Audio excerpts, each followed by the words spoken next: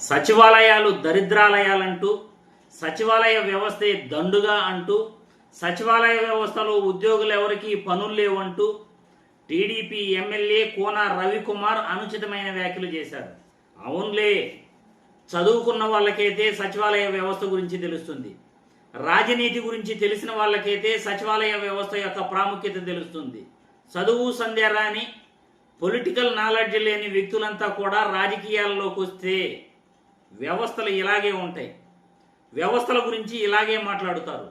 ఏపీలో 15,000 పైనే గ్రామ వార్డు సచివాలయాలు తీసుకొచ్చి అందులో 1,34,000 ప్రభుత్వ ఉద్యోగాలు కల్పించి ఒక్కొక్క సచివాలయంలో 10 మంది ఉద్యోగులను నియమించి గ్రామ స్థాయికి పరిపాలన తీసుకువచ్చిన జగన్మోహన్ రెడ్డి తీసుకువచ్చిన సచివాలయ వ్యవస్థపై నోటికొచ్చినట్లు మాట్లాడుతూ విషం చెమ్మటం ఇది మంచి పద్ధతి కాదు అని టీడీపీ ఎమ్మెల్యే కోన రవికుమార్ గారికి ఈ వీడియో ద్వారా తెలియజేస్తున్నాను.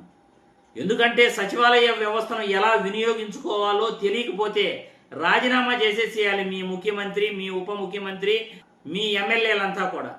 సచివాలయ వ్యవస్థను ఏ విధంగా ముందుకు తీసుకెళ్లాలి, గ్రామ స్థాయిలో పరిపాలన ఎలా అందించాలి, గ్రామ సచివాలయ వ్యవస్థలోని ఉద్యోగుల చేత ఎలా పనులు చేయించుకోవాలి తెలియకపోతే రాజీనామాలు చేసేసేయండి. అంతేగాని ప్రజల వద్దకు వచ్చిన పరిపాలనను మళ్ళీ 10 సంవత్సరాలు వెనక్కి పరిపాలన తీసుకెళ్తాము అంటే ప్రజలెవరూ కూడా మిమ్మల్ని హర్షించరు.